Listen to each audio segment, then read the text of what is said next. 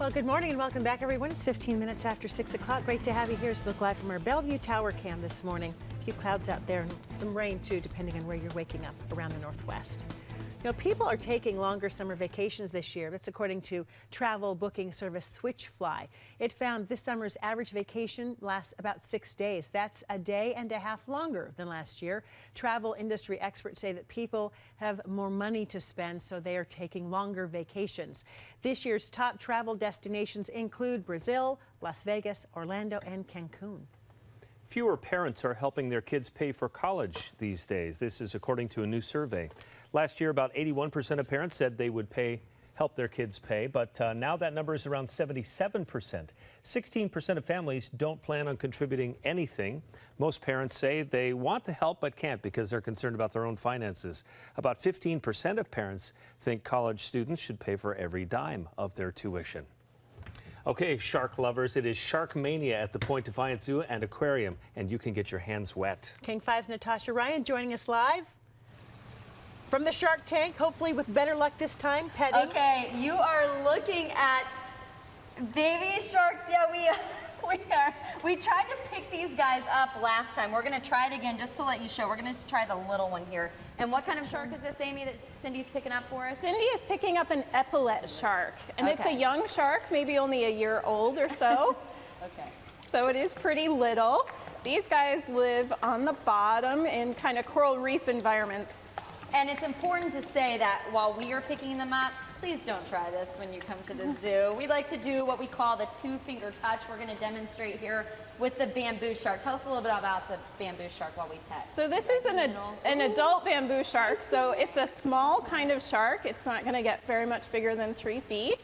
They live on the bottom too. They like sandy areas. They like resting. They're pretty calm sharks. They are calm. They feel really rough. They've got a rough texture on them.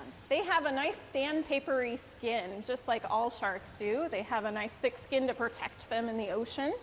And protect them from visitors. Visitors can touch the sharks and the rays with 2 fingers gently. It's a pretty cool experience.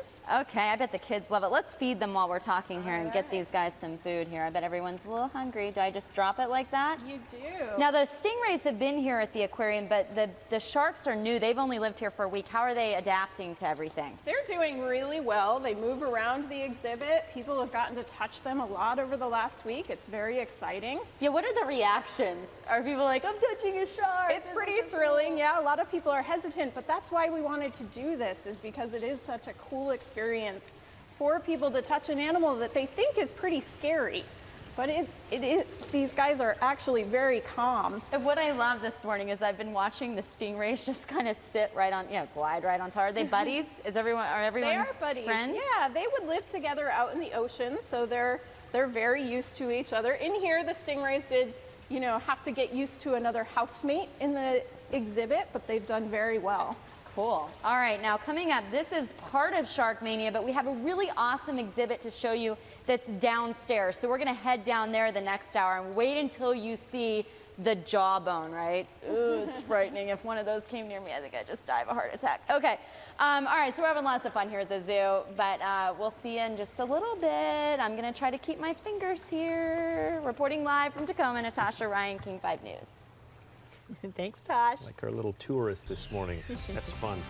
All right, some water on the roads. What's going on, Tracy? Any problems? Rolled semi this morning. First of which, let's talk about the crash that had happened on 16 and northbound 5. You can see a little bit of hesitation as we approach that scene. Our northbound 5 drive around the dome's not looking bad, but we also have a crash that's on 512 here at I-5. That's slowing you down to about 36 miles an hour. Like we talked about, this rolled semi, it's on the ramp, northbound 405 to westbound I-90. It's not on southbound, okay? So this is a little bit of a deal. For those of you that go northbound 405 and get on to westbound I-90, this is causing some big backups for drivers now coming out of Newcastle this morning. We're starting to see those delays, not quite at Coal Creek Parkway, but once we get in towards Factoria, you can definitely see those brake lights come on this morning.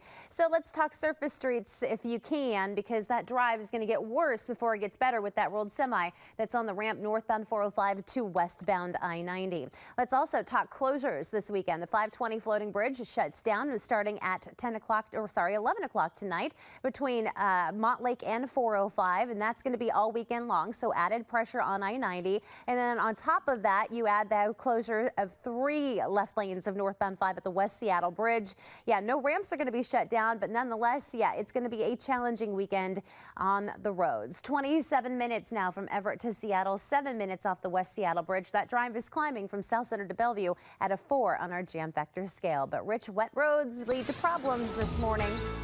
Yeah, we've been seeing that front trying to work its way in from the southwest during the morning, but kind of dissipating as it moves inland. Doppler radar shows the story pretty clearly. You can see a lot of rain over southwestern Washington out along the coast, but as we get a little bit closer there, you can see as those showers or the areas of rain try and work their way into the south sound, they dissipate as they move northward. We haven't seen too much get north of Seattle so far. That may be changing. Take a look at our view from our Anacortes SchoolNet camera, just showing a cloudy morning there with an occasional drop coming down here and there. Pretty mild morning by and large, mid to upper 50s to near 60 degrees in western Washington and 50s and 60s east of the Cascades. Futurecast computer model from the University of Washington does show just off and on showers headed away, it looks like, as we head towards later today on through tomorrow. As a matter of fact, we'll continue to see these little bands kind of drift through here as little weak upper level disturbances just kind of brush by us. We should see some sun breaks mixed in between, and it does look like as we head towards Sunday, things will start to dry out and begin to clear out, on track for a good looking start to next week.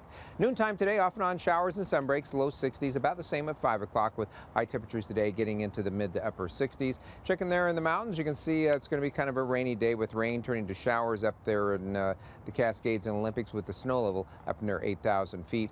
For tomorrow, we're going to be looking for showers, sun breaks, and cool, decreasing showers and clearing on Sunday. Look for sunshine and warm mid to upper 70s for Monday through Wednesday, and we'll look for Thursday to be morning clouds, afternoon sun, and highs around 70. But check out the 4th of July forecast coming up in our next half hour. We'll be right back.